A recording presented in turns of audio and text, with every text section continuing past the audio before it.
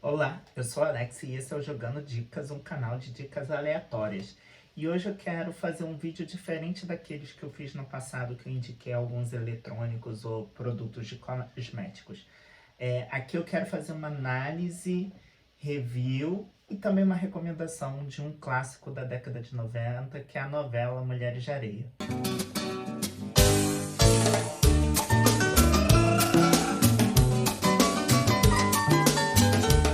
Eu, quando era criança, ainda adolescente, eu gostava muito de ver novelas, porque praticamente eu tinha acesso apenas à TV aberta, né? Não era tão forte a internet como é nos dias de hoje e não tínhamos os canais de streams. Acabava que o meu entretenimento em casa ou era leitura ou era televisão, onde no horário nobre praticamente passava novelas. E eu lembro que eu ter visto Mulheres de Areia na reprise lá no Vale a Pena Ver de Novo, e que na época eu tinha gostado. Então, eu resolvi acabar revendo nessa onda de lançamentos de clássicos da TV através do Globoplay, reassistir a novela Mulheres de Areia e analisar assim, será que faz sentido ainda nos dias de hoje? Será que é uma novela de fato boa? Para quem não conhece, Mulheres de Areia é uma novela que se passou na Globo em 1993. Ela também é um remake da mesma autora, Ivani Ribeiro, lá de 1973, se eu não me engano. E ela junta também nesse remake uma outra trama que se chama O Espantalho, que também foi exibida na TV Tupi, e, se eu não me engano, o SBT chegou a produzir ela, colocando ela no... passando na Record. Era uma treta que, na época, parece que o Silvio Santos tinha algumas ações na Record, na época que foi feita o remake dessa novela. E aí, quando foi feito o remake de Mulheres de Areia, em 1993, foi inserida também essa trama do espantalho. E aí, essa trama do espantalho é uma subtrama que também tá ali em paralelo à trama principal. E qual é o enredo principal, né, de Mulheres de Areia? É a história de duas irmãs, Ruth e Raquel, que elas têm uma certa rivalidade, além de temperamentos muito distintos e personalidades distintas, né? Disputando o amor do mesmo homem, que é o Marcos Assunção. Na época que a novela foi exibida, a novela teve muito sucesso, né? Então, ela teve recorde de audiência para o horário, que, se eu não me engano, a primeira vez que ela passou foi no horário das 18 horas, e teve uma grande repercussão, principalmente pelo bordão da Rutinha Boa, Raquel Amar, que é do personagem Tony da Lua, interpretado pelo Marcos Frota, e que foi o grande papel de sua carreira, né? A trama é um folhetim clássico, ou seja, é a mocinha apaixonada pelo mocinho e que temos um grande vilão que tenta atrapalhar a vida dos dois e até eles ficarem de fato juntos, né? Só que aqui, a grande vilã, que seria a Raquel, né, que é a irmã má, ela não é exatamente uma vilã, mas é uma personagem ambiciosa.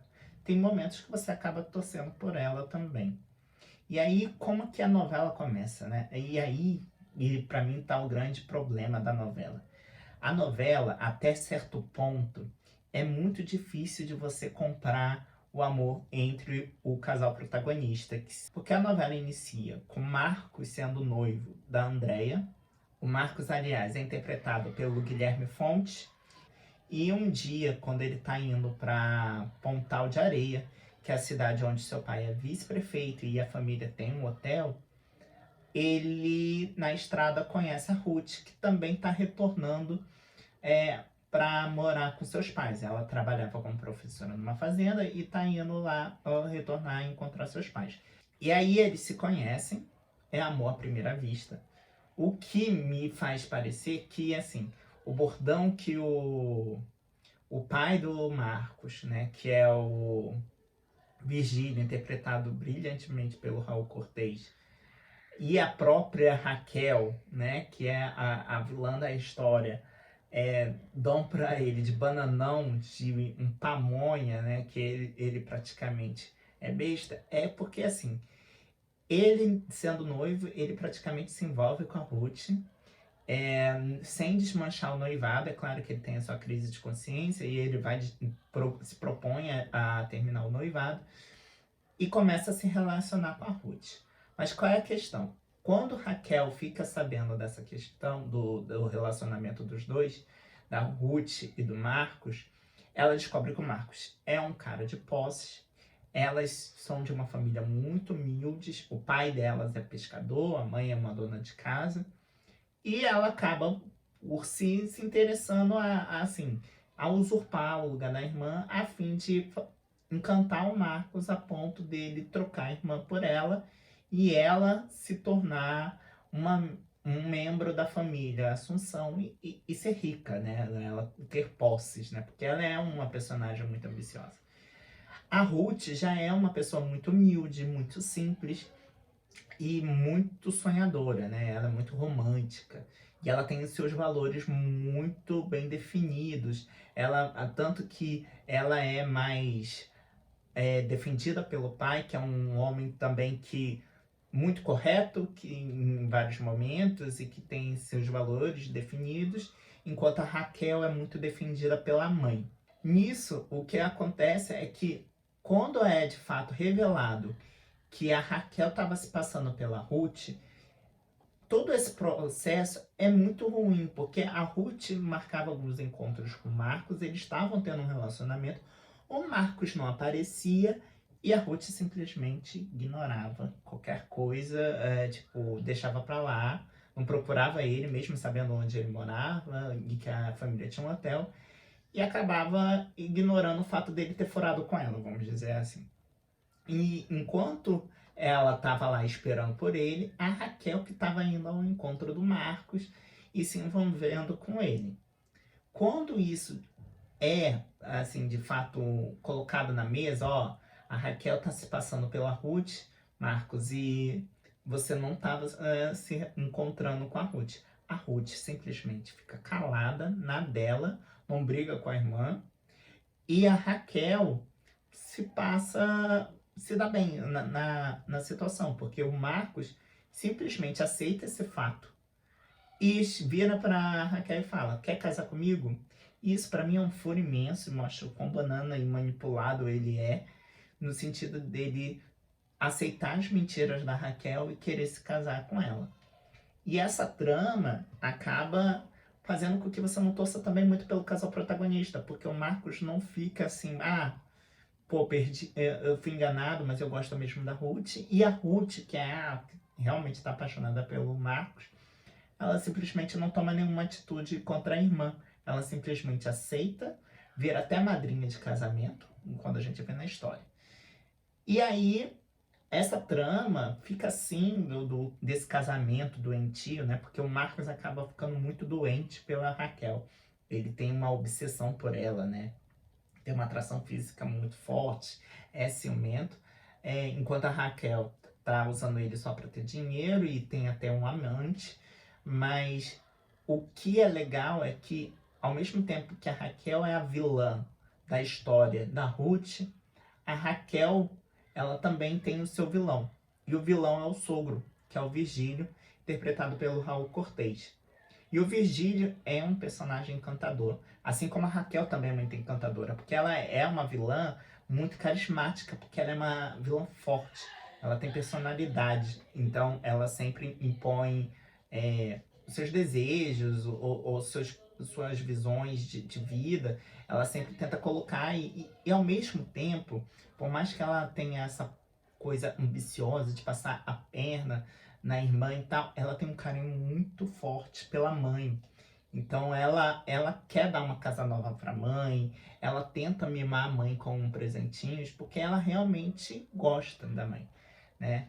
E ela acaba encontrando no sogro, que é uma cobra criada, vamos dizer assim, o seu grande desafio na vida de casada. E o Virgílio assim, é um vilão de várias várias subtramas dentro da novela, né? Ele acaba se tornando o vilão para Raquel, na trama da Mulher de Areia, e naquela trama do Espantalho, que é uma trama mais política, ele também é o vilão. Então Virgílio é um cara inescrupuloso, né? Ele não tem escrúpulos nenhum, mas é muito cínico, mas extremamente carismático. Ele é vice-prefeito lá da cidade de Pontal, onde o prefeito em si é Breno, que é o seu cunhado, mas ele almeja um dia ser o prefeito de Pontal, e não apenas o vice. E aí, nessa trama, o que acontece é algo que a gente pode fazer muitos paralelos com o que a gente tem hoje na política. Porque por toda a novela se discute uma questão ambiental, que a praia existente lá em Pontal de Areia está poluída. E o prefeito, Breno, ele acaba tomando atitudes não muito populares. Ele proíbe o uso das praias, né, entrar no mar, justamente para prevenir que a população não tenha problemas de saúde, como hepatite. Só que isso é muito impopular, porque a gente está falando de uma cidade que é litorânea, né, que depende muito do turismo e da pesca. Então a população fica muito contra ele. Já o Virgílio, como vice-prefeito, ele já tem uma postura contrária. Ele é muito negacionista. Ele entende que as pessoas podem frequentar e entrar no mar e não vai acontecer mal nenhum. E ele tem uma galera negacionista na população que dá esse apoio. E aí a gente pode fazer muitos paralelos hoje em dia com o coronavírus, né? Porque se você parar para pensar, a gente tem um político que é negacionista em relação à situação, e que ele acaba tendo muitos adeptos a essa mentalidade de negar que é uma doença grave, que tem as suas consequências. Então a gente acaba já fazendo um paralelo. Então a gente já vê que tem uma trama lá de 1993 que ainda se faz muito atual em 2021, tanto pela questão ambiental quanto pela questão do negacionismo e as consequências que podem ocorrer. E além dessa trama, o Virgílio também tem uma outra que é um tema que a gente pode discutir muito hoje, que é ele tem um interesse romântico pela Tônia, que é interpretada pela Andréa Beltrão, em que ela é uma garota muito viva, né? Ela é dona do próprio nariz, tem um bazar próprio e tal, e que é apaixonada por um cara que meio que calhanda pra ela, e o Virgílio tem um interesse romântico nela, mesmo sendo casado. E além das investidas, que assim, ninguém deveria aceitar investidas constantes da forma que ele fazia, existem momentos, algumas cenas que ficam claro que ele estava abusando ela de uma forma física muito mais forte do que apenas uma cantada barata. Quando a Tônia tenta contar para as pessoas, ela é desacreditada. E aí a gente para pensar quantas vezes também mulheres não são desacreditadas quando dizem que estão sendo abordadas por homens de forma indevida, né? Então acaba que ele está envolvido nessa vilania mais novelesca com a Raquel, mas ele tem essa coisa, a vilania muito real da parte política e da parte do abuso contra as mulheres. Em falar sobre abuso contra as mulheres, outra coisa que me deixou meio indignado nos dias de hoje é o papel que é dado à mulher. Nele, a mulher é praticamente uma pessoa que foi feita para se casar, ser dona de casa e ser bancada pelo homem. Então, vários momentos a gente vê cena, por exemplo, do pai da Ruth, da Raquel, ele coloca muito explicitamente que a esposa, que é a dona Isaura, ela deveria estar com o jantar pronto quando ele chegasse em casa do trabalho, ou que antes dele sair do trabalho, ela deveria levantar primeiro do que ele para já ter um café pronto para dar para ele, entendeu? Então tem várias questões do tipo, olha, você é uma dona do lar, você tem que fazer tudo da casa e deixar o mais confortável possível para mim. E isso é muito estranho, porque assim, a gente parte do princípio que quem toma atitude é o homem correto, cheio de valores, que é o seu Floriano, mas não bate com os valores ou com a sociedade atual, né, de colocar a mulher nesse papel tão secundário. E o seu Floriano ainda tem algumas outras atitudes, porque ele é como se fosse daquela geração antiga, que, tipo, se os filhos não obedecerem, ele parte pra violência, mesmo que elas já sejam maiores de idade. Então, ele em diversos momentos ameaça a Raquel de, de bater nela, né? De fazer uma agressão física. E aí, voltando um pouco mais pra trama do Virgílio, né? Pra gente fechar essa parte política. O Virgílio é o negacionista. Chega um momento da trama que ele vai de fato conseguir a prefeitura. Quando ele consegue a prefeitura, é quando ele coloca em prática o seu negacionismo, libera as praias e tal, e surgem as consequências dessa liberação. Ou seja, a população começa a ficar doente, ir muito ao hospital, né? E aí o pai da Tônia, né, que é aquele interesse amoroso do Virgílio, ele era super devoto do Virgílio, né? Ele era um negacionista como ele. Ele achava que tinha que abrir as praias, as pessoas tinham que frequentar para voltar ao turismo e tal. Só que o que acontece? O seu filho mais novo acaba nadando no mar e pega hepatite, vindo a falecer. E é nesse momento que ele entende que ele estava do lado errado, né? Ele estava negando coisas que eram fatos, de que tinha os médicos da cidade que estavam apoiando o antigo prefeito em proibir o uso da praia, mas ele só estava pensando na parte econômica, né? Social, que é a parte do preciso viver do turismo, eu tenho que vender, então eu preciso dessa parte sem se preocupar com as consequências.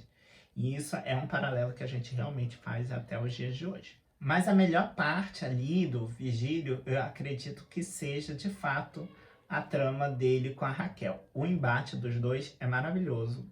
Glória Pires e Raul Cortez tinham uma química ótima em cena e eles têm os melhores embates, assim.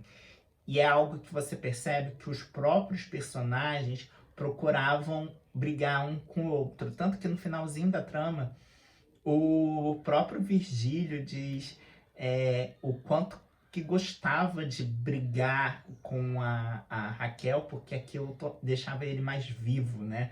Porque ela era uma pessoa que conseguia bater de fato de frente com ele e desafiar ele. Mas não é só a Raquel que desafia ele também. Ele, além do Marcos como filho, ele tem a Malu, que é vivida pela Viviane Pasmanter, que é a filha caçula, que não gosta dele de forma alguma, porque no passado ela acabou culpando o suicídio de um ex-namorado ao Virgílio, porque o garoto não tinha posses e o Virgílio queria separar o garoto da Malu.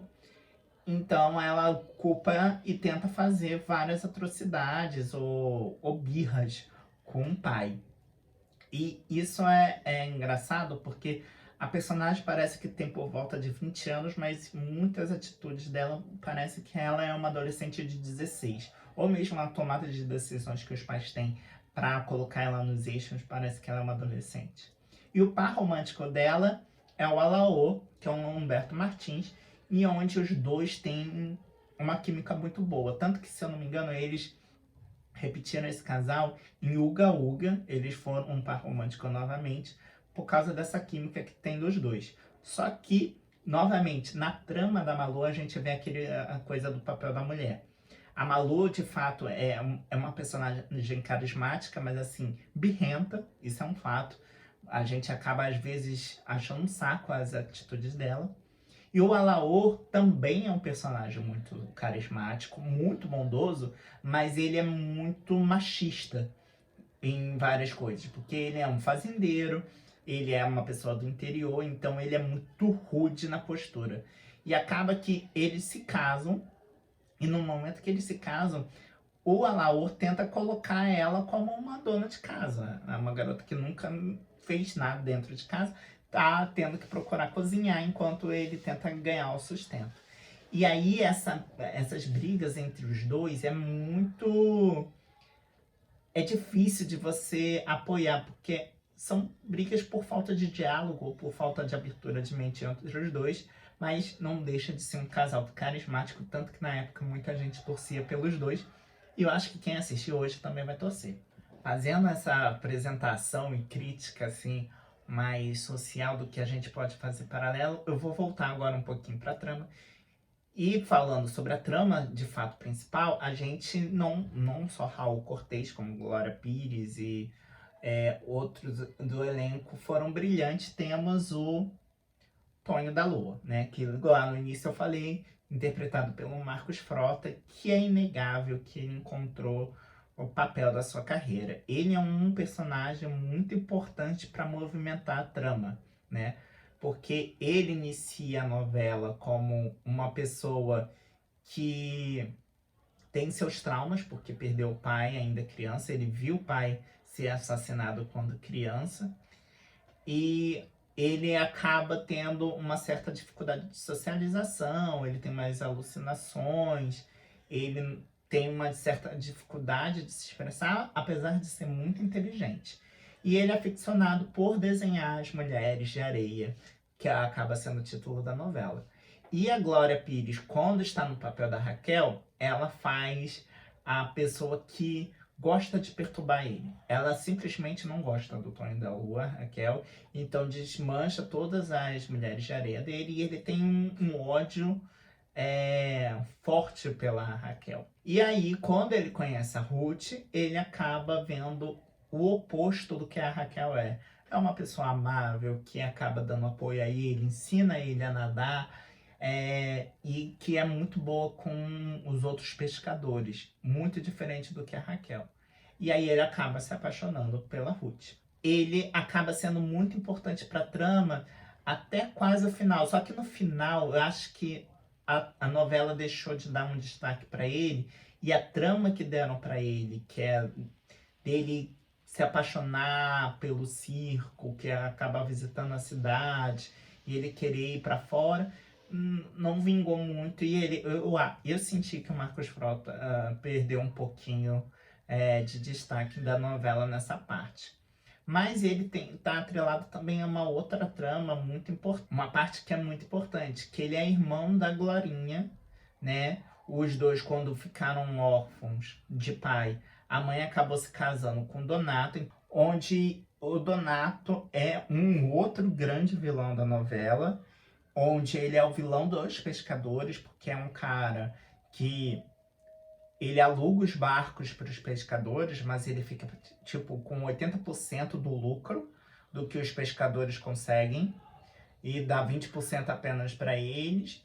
E quando eles tentam fazer uma cooperativa, ele ainda tenta sabotar, além de roubar dinheiro que ia ser utilizado para a compra de barcos dos pescadores, etc. Ele ainda tem uma trama que é difícil, né? Porque a Glorinha, no início da novela, ela é menor de idade, então ela tá sob a tutela dele. Só que ele tem um sentimento de interesse amoroso por ela, e ele tenta abordar ela em diversos momentos, incluso tentar beijá-la e abusar dela.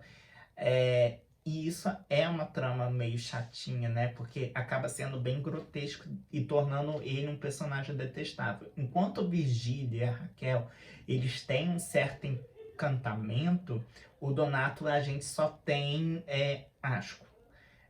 Mas é uma trama que também ela é importante para a novela, porque ela mexe com alguns pontos, como a vida do Tonho, e a vida do Tonho acaba interferindo na trama principal. Mas para mim a novela ganha mesmo fôlego lá para metade da novela, né? Porque quando chegamos na metade da novela, acontece a grande reviravolta. A Raquel tá casada com Marcos, a Ruth sempre sofrendo calada, e acontece um acidente de barco. Nesse acidente de barco, a Raquel é dada como morta, somente a Ruth sobrevive, e o Tonho da Lua, mostrando o quão importante ele é para a trama, ele vê que a Ruth está segurando a aliança da Raquel e coloca na mão da Ruth. né? E a Ruth, então, quando acorda do coma, né, após esse acidente, ela acaba se passando pela Raquel. Nesse embate é muito interessante, porque você fica torcendo pela Ruth conseguir, de fato, enganar todos como Raquel, e a gente fica naquela tensão se os outros personagens vão descobrir ou não. Ao longo da trama, obviamente, descobre, os pais são os primeiros a saber o que o Tonho faz, né? E aí meio que no início apoiam, depois não apoiam, fica nesse vai e volta. E aí depois a mãe do Marcos descobre, né, que é interpretada pela Suzana Vieira, descobre, apoia também a Ruth, porque ela não gostava da Raquel, então ela acha que a Ruth é a mulher que vai fazer o filho feliz. E aí tem uma parte que, novamente, o casal tem o pior furo, assim. Quando a Ruth toma a atitude de contar que é a Raquel pro Marcos, o Marcos mesmo chega e fala, não, eu já sei de tudo. Você não é a Raquel, você é a Ruth. E, assim, não faz sentido isso, né? Dele simplesmente aceitar. Ele estava doente pela Raquel, descobre que a Ruth que estava se passando e aceita. Mas, ok. A partir desse momento, pelo menos a gente começa a ver uma empatia maior pelo casal e a gente torce por eles. E pra gente torcer por eles, a gente torce contra o Virgílio. Porque o Virgílio também tá desconfiado que a Ruth é a Raquel e tenta desvendar isso. Só que no meio disso tudo, a gente descobre que a Raquel está viva e a Raquel, em vários momentos, se passa por ela mesma. Ela faz como se fosse a Ruth passando pela Raquel, e interagindo com o Virgílio. Então, esses embates são muito bons e é onde a gente vê assim a interpretação da Glória Pires brilhantemente, porque ela tem a nuance de fazer a Ruth imitando a Raquel, mas a gente também consegue perceber quando a Raquel tá imitando a Ruth fazendo a Raquel. Além dela tá fazendo a Ruth e a Raquel. É complexo, né? É quase, não sei se vocês assistiram, mas é quase Dark, né? Que temos várias linhas temporais, mas é como se fosse a linha temporal de Mulheres de Areia, onde a gente tem várias Ruths e a gente tem várias Raquéis. E aí a trama toma esse fôlego. Ela ainda apela a trama no finalzinho para aquela parte de quem matou quem, porque a gente vê a morte do amante da Raquel. Tem um desfecho que, assim, a gente fica apreensivo no início, mas o final não é muito bom. E o final da novela acabei achando muito corrido, né? Acaba que o Virgílio e a Raquel têm um final trágico, mas é um final que eu achei muito simplista para a trama em relação aos feitos dele. Mas é uma novela que, assim, é de 1993 e mesmo 30 anos depois, como eu disse, a gente consegue fazer paralelos sobre política, sobre o papel da mulher ou como que ela é vista quando ela é abusada. E tirando esses gaps que às vezes a gente tem, eu vi até mesmo em termos de montagem, porque às vezes o texto não se encaixava com a cena seguinte, é uma novela muito agradável, e principalmente por causa do elenco. Então, se você tem Globoplay, eu recomendo muito rever Mulheres de Areia. É uma novela que justifica ser um clássico da teledramaturgia da Globo e que realmente tem tudo, ainda encanta nos dias de hoje. Bom, essa foi a minha dica barra crítica do dia e obrigado. E se você gostou, deixa um like aí e até o próximo vídeo. Tchau!